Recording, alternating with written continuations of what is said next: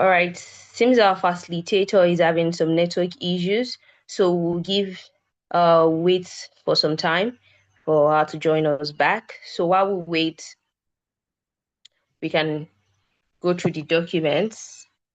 We've already shared that to the group, and I hope that we're learning one or two things from the class, because at the end of the day, it's not just about attending the classes and listening to lectures. It's about putting everything that we've learned into good use and making it a part of us to make us better Nigerians.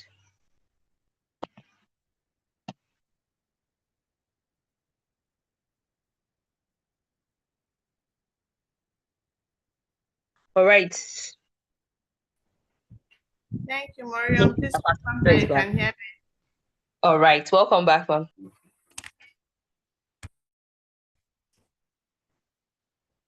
Please confirm that you can hear me. Yes, we can hear you. Thank you. Good evening, everybody. As always, I'm delighted to be part of this class. I learned a lot coming for these classes, not just to facilitate, but I learned a whole lot from the feedback and all the information that you share. So I'm looking forward to this class being also very interactive and learning from everyone too. Next slide, please.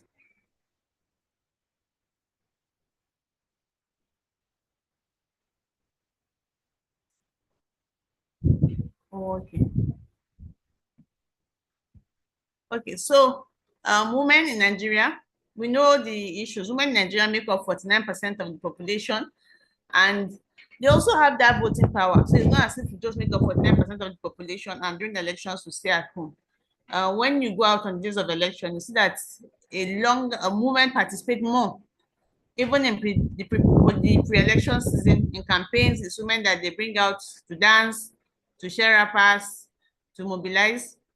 And on election day, you see it is women that come out a lot to vote. Women are more committed to coming out to vote, especially the older women and middle-aged women. And they participate actively in elections. Women also pay taxes from businesses that they run. And yet, when it comes to political power, we have less than 5% of women in positions of power. About 5% of women have seats in National Assembly. Not currently, that's just an average from 1999 to date. I think currently we have 2% of women in the Senate and 2.7% of women in the Senate and 4.6% in the House of Representatives. 2.7, that is 3 women out of 109 senators. Then for state houses of assembly, we have 15 states who do not have a single woman in their in the state assembly. Next slide, please. So 2 words, 1 big question. What is gender? What is governance? Gender is the social roles we know, expectations, norms. Sorry, Mariam, these ones, they are a little small. I think maybe you stop sharing. Let me share mine so that they'll be more visually friendly. Let me share my own slides from my own end. I think those ones work better. All right. Sure. Go ahead, ma'am. Maybe you stop sharing and I share mine. Yes, please.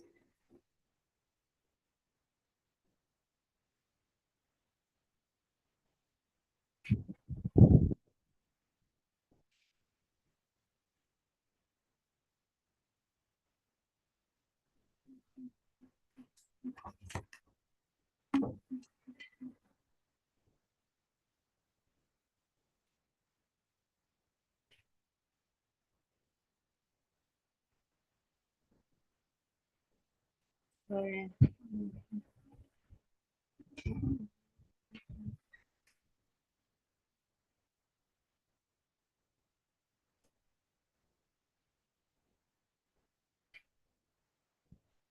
Oh, oh.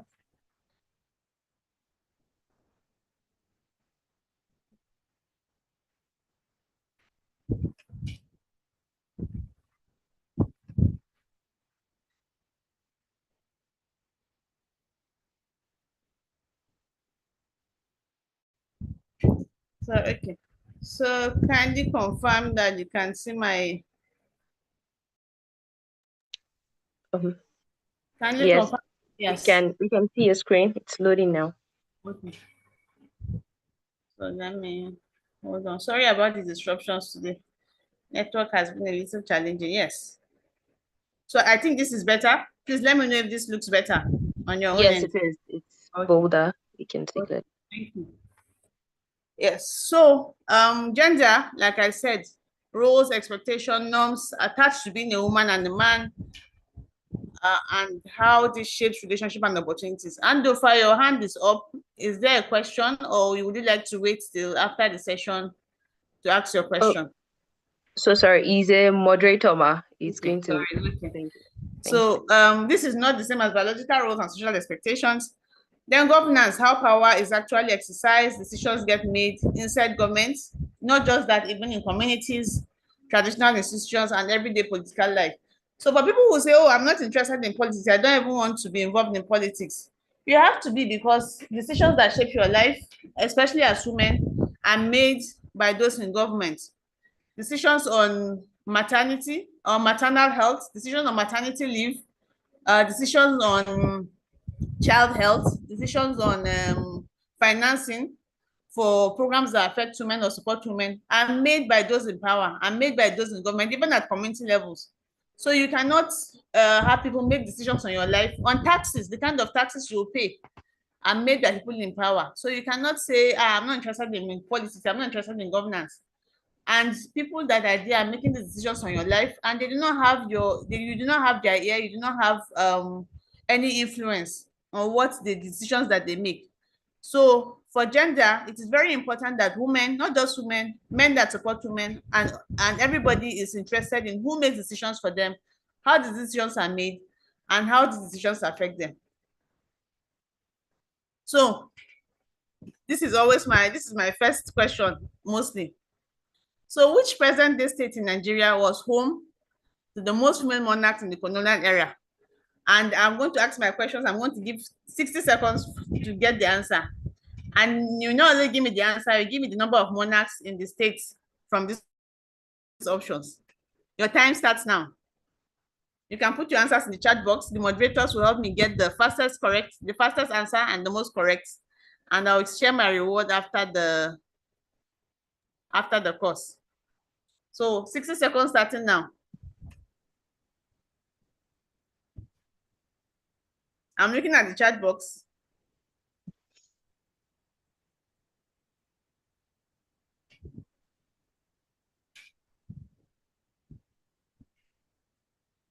Somebody said Oyo.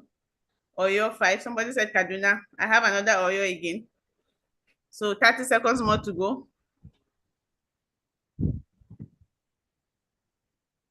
Somebody says Katsina 6. Somebody says Kaduna. Oyo again. 10 seconds to go. Katsina, no number. Yeah, my time is up. So I'm not giving away my prize today. Somebody says Kaduna Oshun. Yeah. So the answer is Katsina, the Ra Emirate to be precise. We had 8 female monarchs coming out of the Ra Emirate. 8 female monarchs, not just queens, but monarchs. They were ruling over both men and women. It's surprising to know, because from how we went from that, which Katsina was, to how we see Katsina now, backward in politics. Female participation in politics is very backward. Female participation in learning and education, very abysmal. Is something that the history books need to talk about. So in Oyo State, Oyo Empire had 4 recorded female monarchs. We have the Iyagun, who was Oni of Ife. Okay, that's for Osun State. So we had 4 female Oni of Ife, four female Alafis of Oyo, which included Iyagun, Oronpoto, Jomi, and Jepo.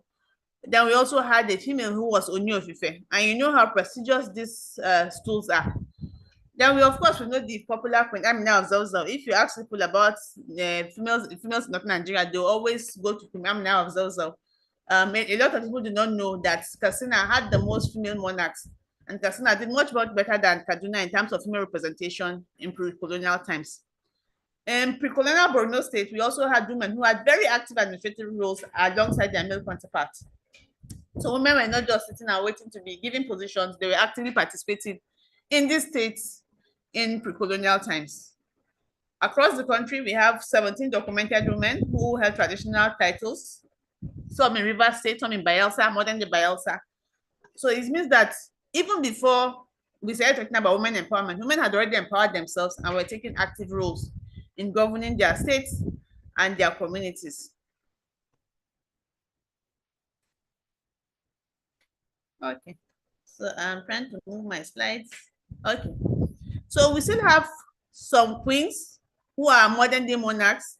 I won't call them queens, I'll call them monarchs because they rule.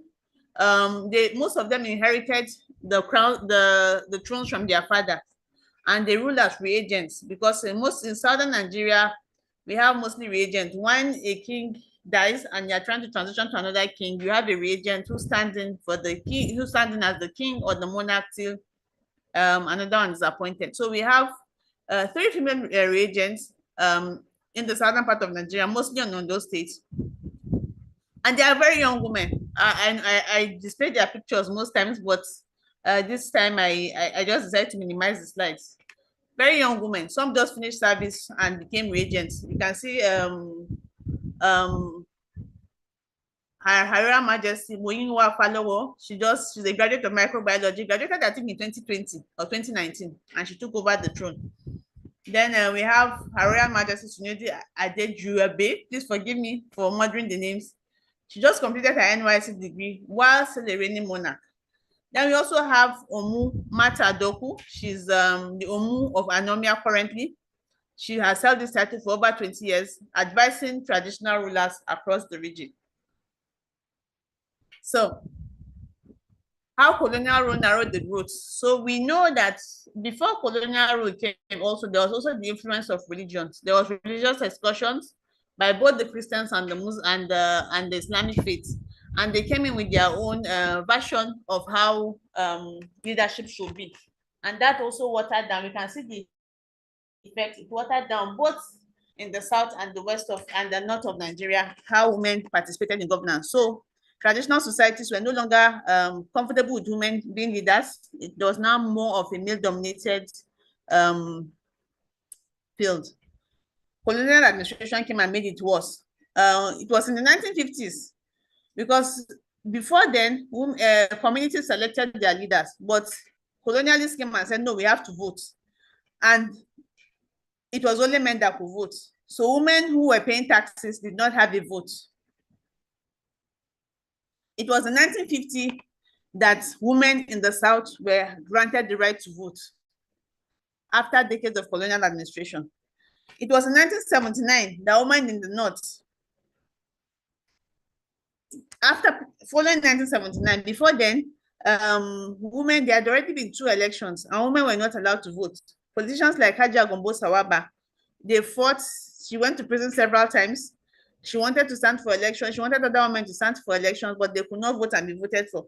And she was thrown into prison several times, called all sorts of names, called the prostitutes, called all sorts of names, just because she said women must vote and women must be voted for. Only 3 women, Mrs. Olufunmilayo Ransome-Kuti, Chief Margaret Ekpo, and Janet Moluko, were appointed to the House of Chiefs during the entire period. And Chief Margaret Ransome-Kuti, many people just know her as Fela's mother and the first woman to drive the car, but she was more than that. She pushed the Egba women's riot, and they fought to a standstill. They even dethroned the Alaki of Ogba, I think, Egba at that time, because when they went to him and they advocated for women, he belittled them. They laughed, they in fact laughed at their faces, and they now said the women's riot, and it lasted and lasted till they were forced, till the king was forced to abdicate the throne, and they now had a seat in the house of in the ruling houses. That's how they became. That's how she became part of the regional house of chiefs. So she did not wait and so you have to give us our quota. They fought for it and they were injured, they were beaten, they were taken to prison, but they fought and they stood for their rights and they got what they deserved on the seat of the table. So in 1960, Mrs. Urola Essian became the first woman to be elected to Nigeria's parliament. In 1961, Mrs. Margaret Ekpo won her seat in the Eastern House of Nigeria and served until 1966. I know if I had time to prepare for this class, because our dates were changed, I would have given an assignment to the class to research on Margaret Ekpo and her role. So maybe the next class I'll do that. Then in 1979, a handful of women were won seats nationally during the Second Republic, but only 2 were appointed as federal ministers. Then in 1983, Ms. Franca Afegbua became the first woman to ever be elected in the Senate in that era. So this chart shows our breakdown since 1999 of how women have done in politics. So we started at 2.8% in 1999 when democracy started. Then we peaked at 2007, 8.3%, where women did the most. I think 2007 and 2011, women did the most, not just in the Senate, but also in appointing positions. Under Goodluck Jonathan, women were well represented, and not just giving Minister of Women Affairs, Minister of Welfare. They were giving key positions. Minister of Education was a woman. Minister of Finance and Coordinating Minister of the Economy was a woman. Minister of Petroleum was a woman. Minister of Aviation was a woman. Minister of mostly the key ministries were headed by women, and we saw the difference it made in the economy. I don't think we've gotten to a point where we from 2011 in terms of social welfare, in terms of business growth, that we've never gotten to. That was the peak for policies, good policies. There was the You Win program. There were a lot of programs that were made that ordinary people could just apply for, get grants, get scholarships, and their lives turned around with those grants. I know people that have started businesses from then, and it was a total turnaround for them at those periods, because there's no research to back it up. So don't quote me. I'm saying that mostly because women knew the kind of policies that will outlive them and push for those policies to come. So we now went down in since 2015, and it has been going down now. So we are back to 2.8% where we started in 1999. And from the primary elections that we have now, it seems to go down. It will be worse in 2027. Sadly. So what are the barriers that we can state on women participation in politics? Cost is very important.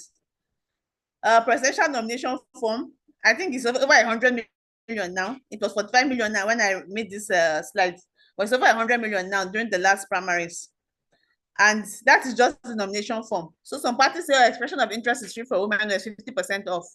But nomination forms are where the cost comes. Apart from nomination forms, party primaries, because even now that we're doing direct primaries, it's not, we were thinking that direct primaries would be cheaper than the one where you have to pay party delegates, and most of them in dollars. But now it's even worse, because direct primaries, you have to have the whole people come out and vote, the registered party members come out and vote, and they're in their thousands. And from what I've heard from friends that have contested, the asking price for the starting price for those people that stand online to vote is from 5,000 naira above. So it can be 5,000 naira, and your opponent can come and start giving 10,000 naira. I know what that means. So party primaries are a huge barrier for women who not only do not have the funds, but are conservative when it comes to spending funds, and may not even have the godfathers to push them through. So that is a huge barrier for women in politics.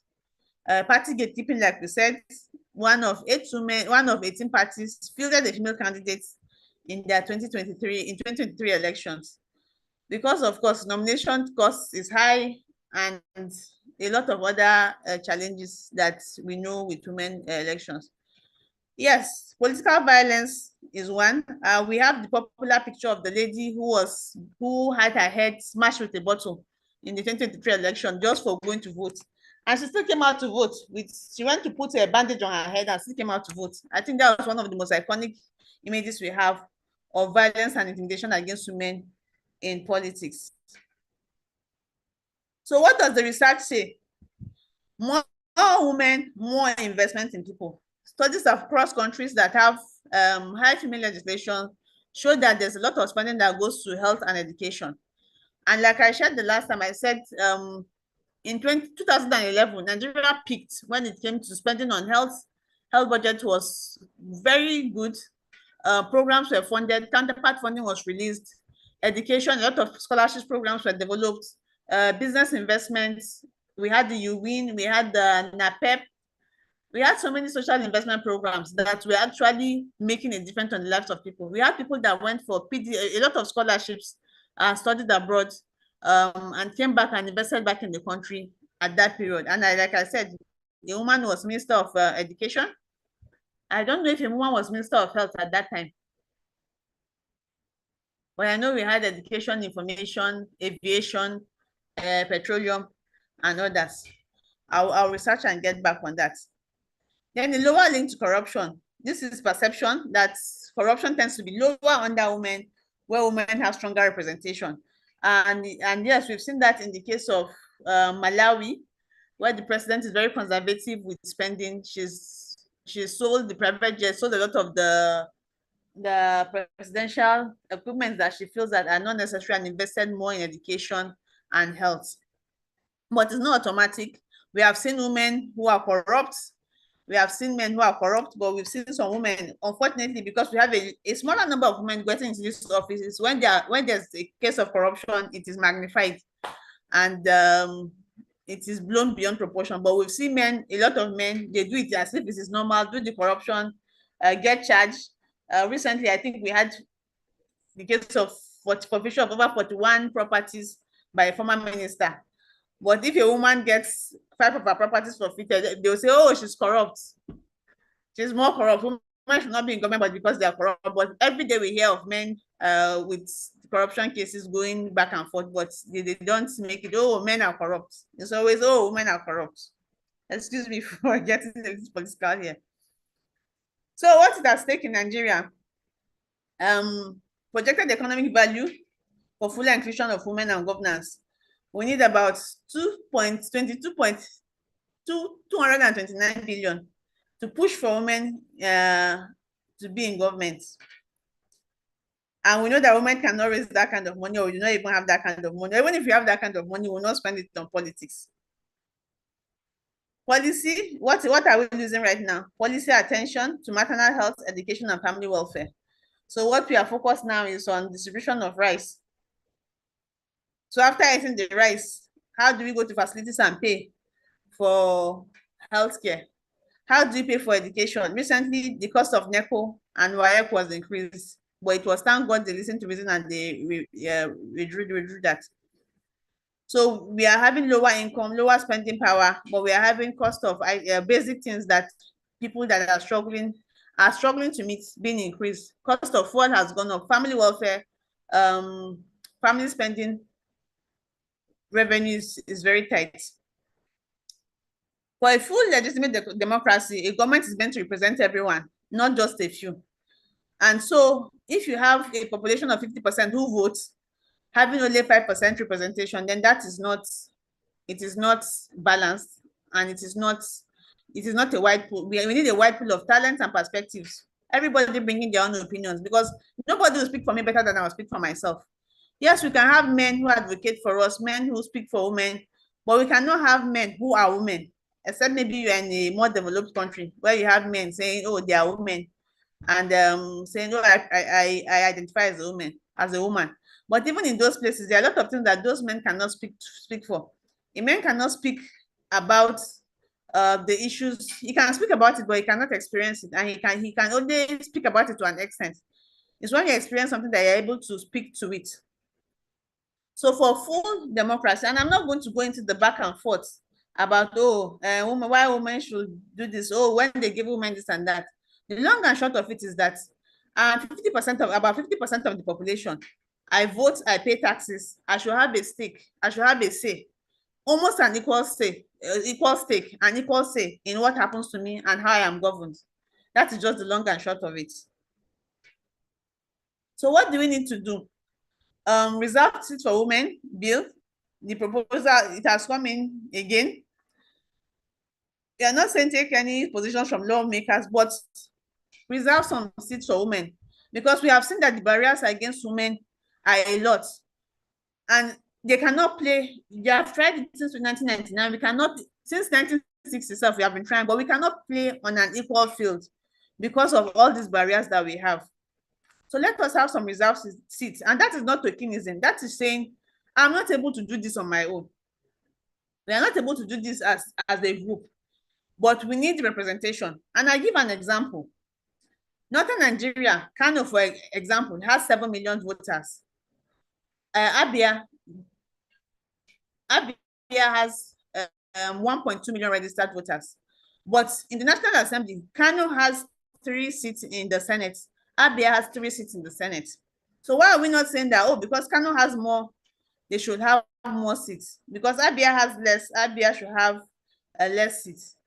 They are not saying that because they want all parts of all states of Nigeria equally represented. And that is the same argument that we are giving with reserved seats for women. That let it be a level playing ground. The fact that you have more, you can do more, doesn't mean that I should be disenfranchised. Let us also have a level playing ground. Let us have this reservation so that it can be equal or it can be seemingly balanced. Because if we say it's going to be based on the number of people that you have per state that we are going to vote people into the Senate, you see that the north of Nigeria will have more seats in the Senate, more seats in the National Assembly, and they'll have more voting power than other parts of the country because they have more population. But we know the people that wrote the constitution knew that, so they now decided to make it balanced so that all parts of the country will bring equal representation and speak to issues. And that's the same thing that we are saying for women. Capping nomination costs, not just nomination costs, the cost of primary elections. After nomination costs, we have the cost of party primaries. Then also pushing for policies on affirmative action, protecting candidates from campaign violence. Very important. A female senator shared recently that when she complained to the IGP about thugs disrupting her campaign, the IGP, I think it was the commissioner of the IGP, told her that, why not go and hire your own thugs? Imagine, imagine that kind of statement. I know that women are less reluctant to hire children, people's children as thugs, because they know that they can harm these children.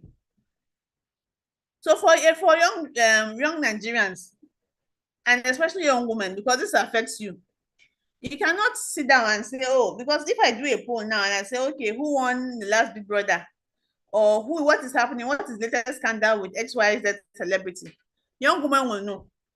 But if I ask a question about politics or a policy that has been recently passed, young women will not know because they're simply not interested in leading the process or being part of the process. It's not my business. It is not your business until you go to do something and they are denied because you're a woman, or you face an issue and you see that you are not moving forward because you're a woman. Then all of a sudden you want us to come and start, the rest of us that have been shouting for years, to come and start shouting for you. You cannot remove yourself from governance. You cannot remove yourself from politics because it affects you. So for young Nigerians, in 2023, we saw the obedient movement, which was a very viral and organic movement. And I'm hoping that we are able to build something like that for women.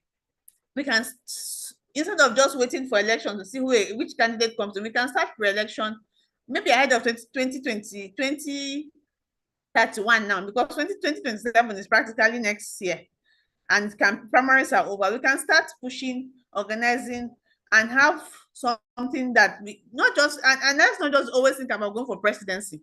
There are so many other roles that we can take. Councillors, State of House Assembly, chairmanship, National Assembly, and all that. We can start pushing this movement and organizing ourselves towards this campaign. Like the women before us did. Nobody will give you, just sit down and give you. While we advocate for affirmative action and reserving seats, we know that it is not what is happening now. So we have to push and run these campaigns and work and be serious and work through this ourselves. Digital campaigns help a lot now. Small donor campaigns for women that are running, and also funding for women that are running, will help a lot. Thank you very much for listening. So what is one change you want to see before the next election? Discussion time. And I'd like a very active class.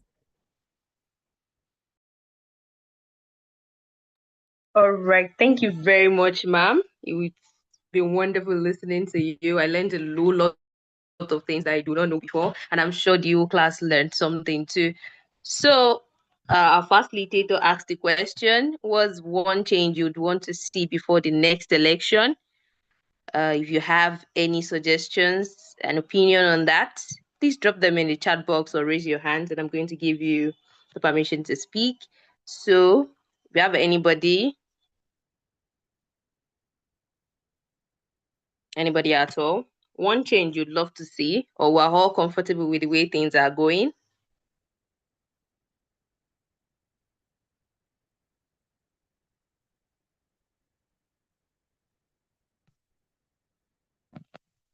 All right, if nobody is going to attempt that. If you have questions, please, you can also drop that. Okay, so we have somebody. Itodo Aba is saying he would love to see women actively supporting each other politically in the chat box. There are some hands up. I see Olatunji Ajao. I see Victoria Oyekan. I see Ibrahim Okay, Mohammed. I see a lot of hands in the yeah. I see 3 hands up. okay. Yeah. All right, Timothy, I've asked you to unmute. You can go ahead now. Yeah, thank you so much for that wonderful class. Thank you so very much, ma. Yeah, one of the major things I would love to see, particularly when it comes to the women participation and women representation ahead of 2027, is seeing women mobilizing fellow women for those women that are showing interest in participating and they could actually see that they have capacity for the office. One of the things I've observed is in many of these party meetings that I usually see around, the majority of the people there are women. But unfortunately, when you ask those women questions about what is happening in those parties, in fact, they won't be able to say anything. So, and I think that should actually change now. This time around, I feel women should actually be do more actually to educate fellow women and at the same time to mobilize them to know what to do to actually ensure that they are well represented. And if you actually link that to something happened in the current Senate. We are all familiar with it.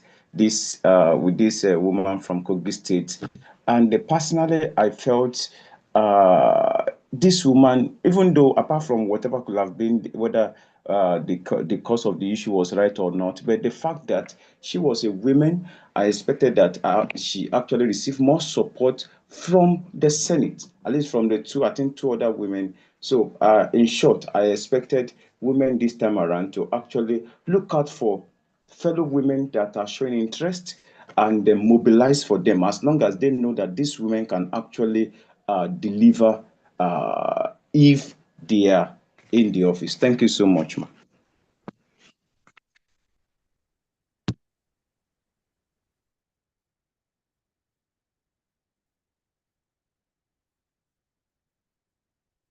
Should we go ahead and take another and that is up, ma'am? Or you want to address that? No. Let me take all the questions at once. All right. Ibrahim Humar Mohammed, I've asked you to unmute.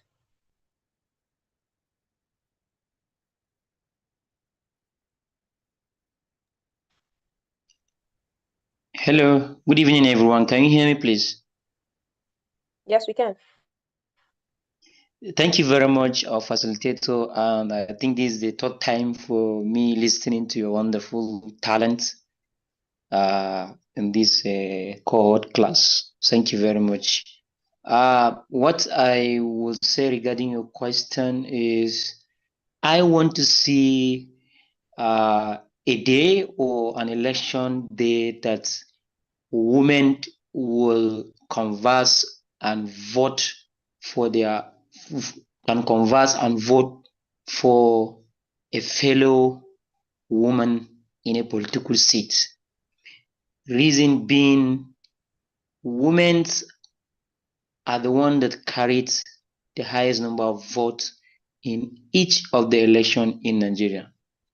So if they can vote massively to their fellow women, I think women will participate more in some of the political seat or the public space. Then secondly, I wish to see a day where religion and traditional rulers will give a space for women to participate in some public space. Then last thing I want to say is I want to emphasize to our fellow women as our mothers that election or politics or public space is beyond going out to cast vote and go back. Let them think it. It is something that women should pick interest and be active in terms of following what is going on. Like the last person that talked, you see a woman leader in a political party, she's just there. If she's called to go and do something, she'll go on. But if you can ask her what is going on as a woman leader in the political party, she don't know. She didn't care. And sometimes even if you're given a function to do, she will tell you that don't stress me, I'm a woman. And later on, they are expected to contribute in terms of making decision of the party or any movement. So I encourage women to be part of, because we have very, very strong, and women have a zeal of, like I can say in our organizations now, not any role that is being given to a woman, she delivers more than some of the men, mostly.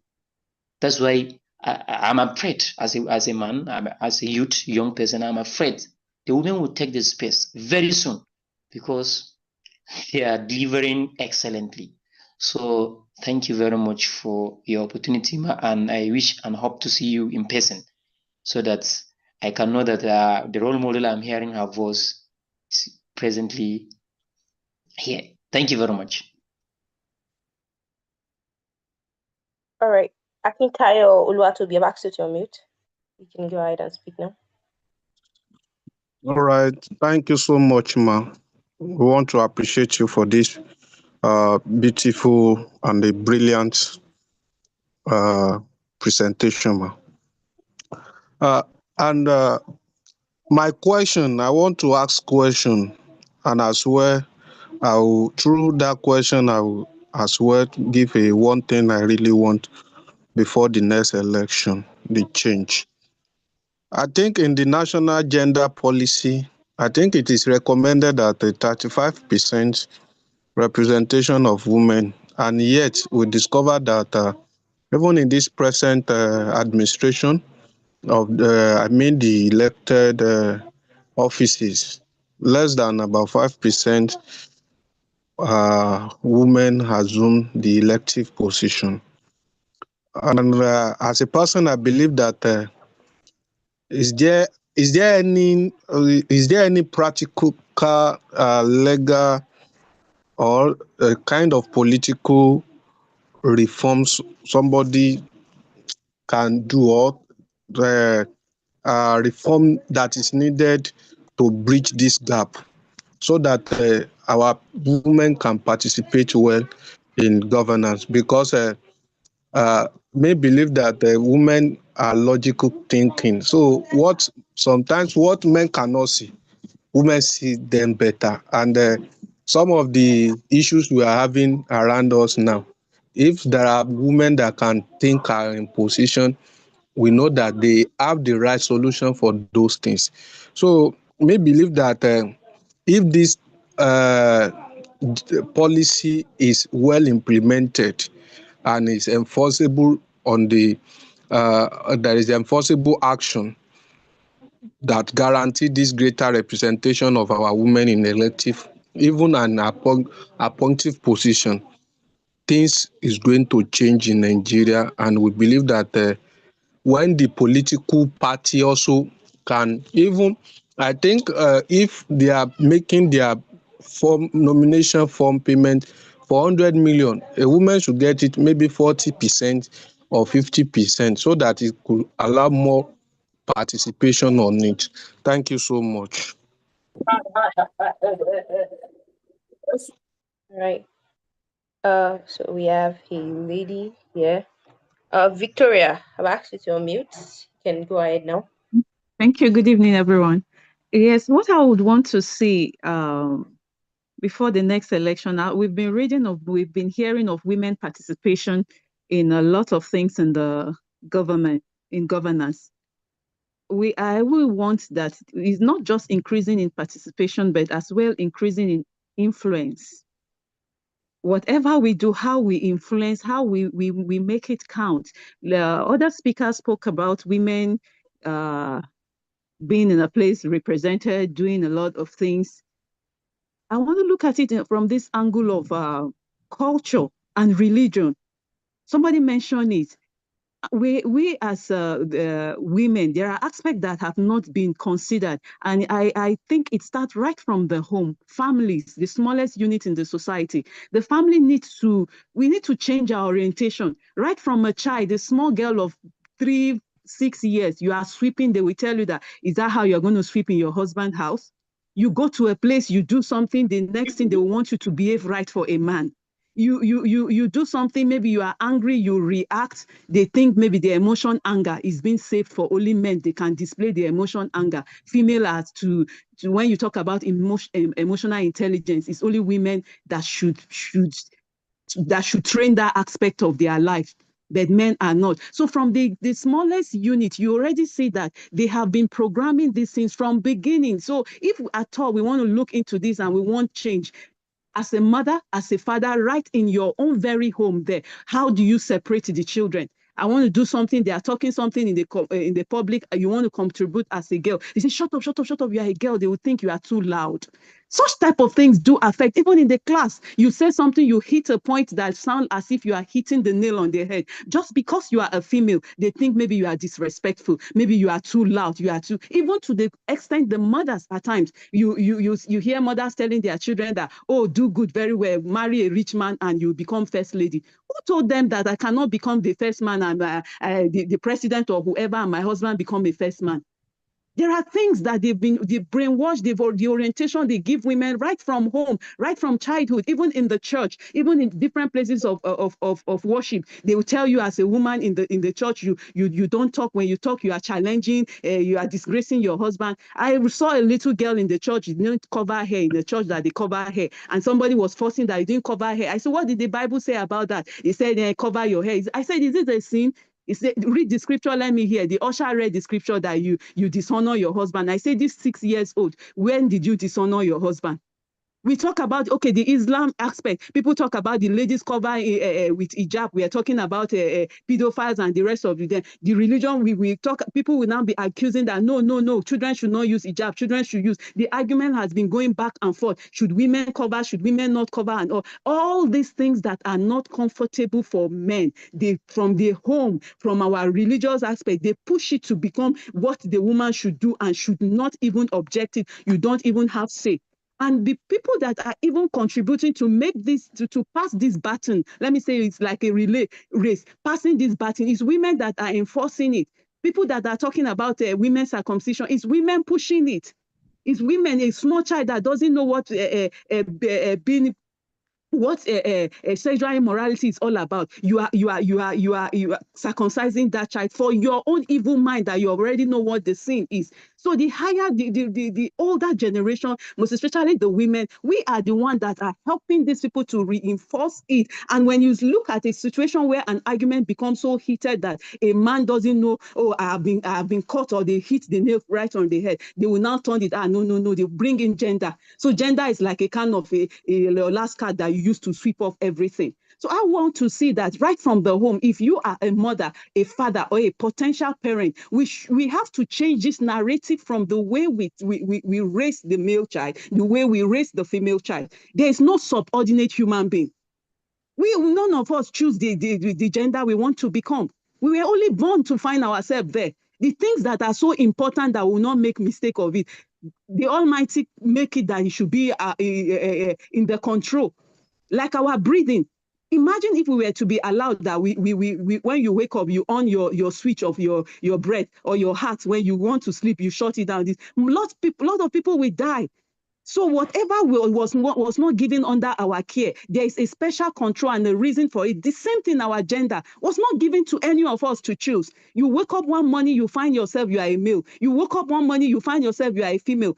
Even our parents that they say you can control the bat this thing to choose this thing. When you control it to choose, you only control it to get what you want to get, not that you control Sorry, it Victoria. to So create. maybe So maybe I you want round to, up so that sorry, we I've can taken the your other time. speaker. So what Yeah. I'm trying. I'm sorry. All right. Um, Kenichi, I've asked you to unmute. Please keep your response and contributions so that every other person can get their Yes, response thank then. you so much. Thank you so much. Good evening, everyone. Good evening, our dear speaker. I thoroughly enjoyed your session.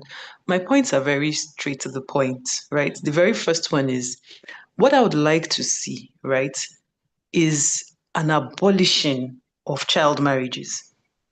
First of all, because I know that there are certain states in Nigeria where it is still okay to marry off a 7-year-old girl, to marry off an 8-year-old, to marry off a 10-year-old, someone, in fact, girls who haven't even attained puberty.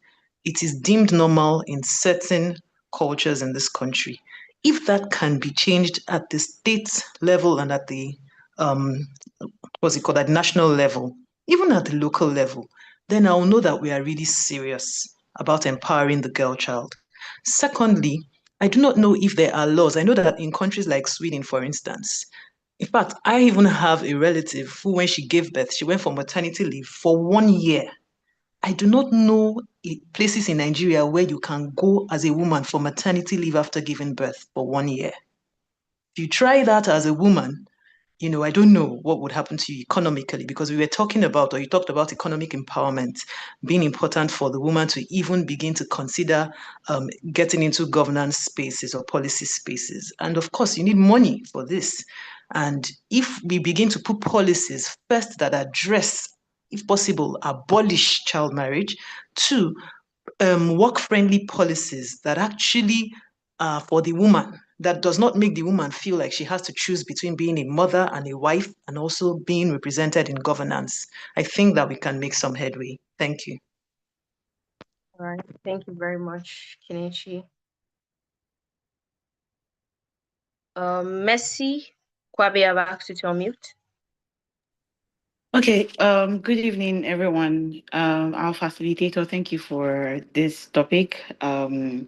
I think every time we get to talk about gender, you can tell that is a multifaceted issue. So it's not something that you can attack. I mean, I've listened to different people say, well, let's attack it from family, let's attack it from here.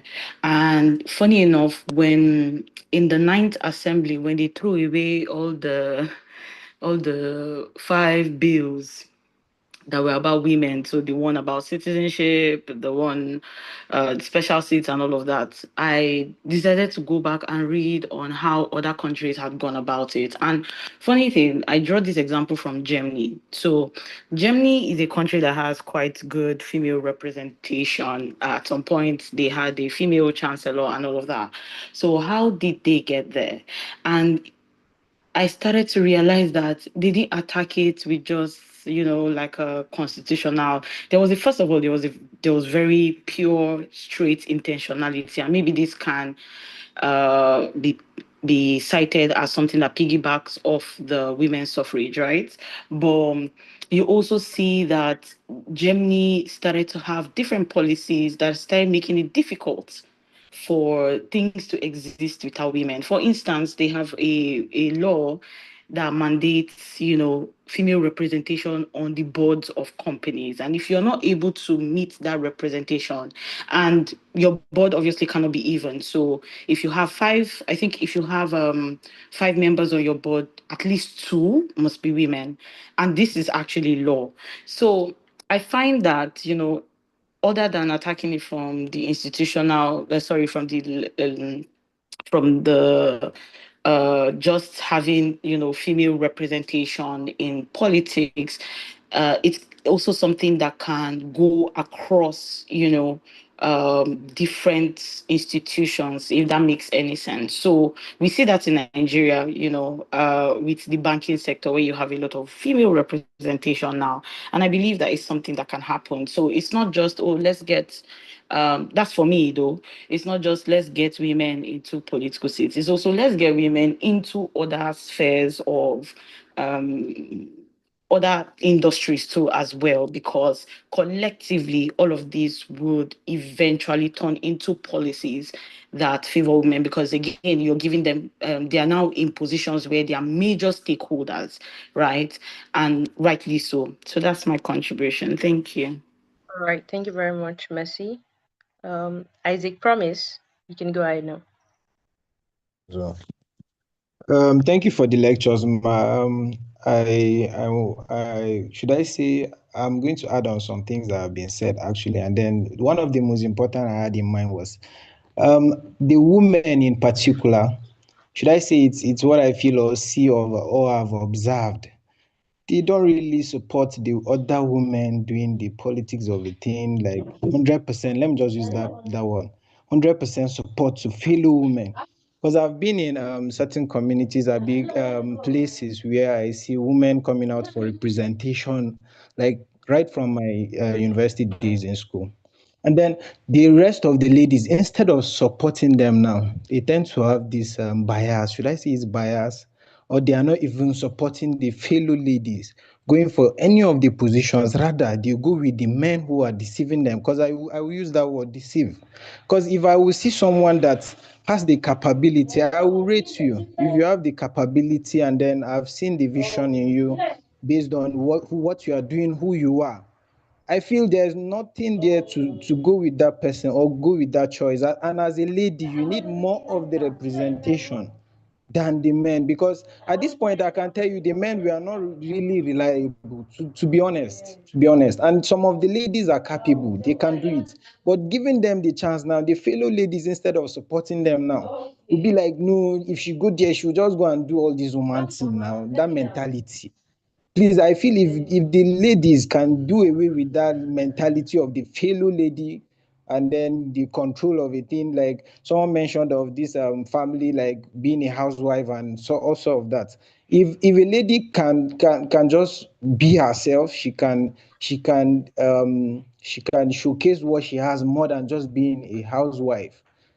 I feel we have a lot of things that are going to be tackled, because they have things they can do. They have offices they can handle. They have places they can speak to.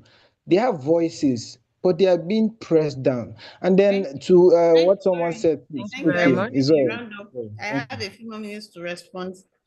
So maybe you round up. Okay, Thank you. thank you. Okay. So let me quickly respond to some of the questions, and if we have more time, we can take Wood and Samsung 11155.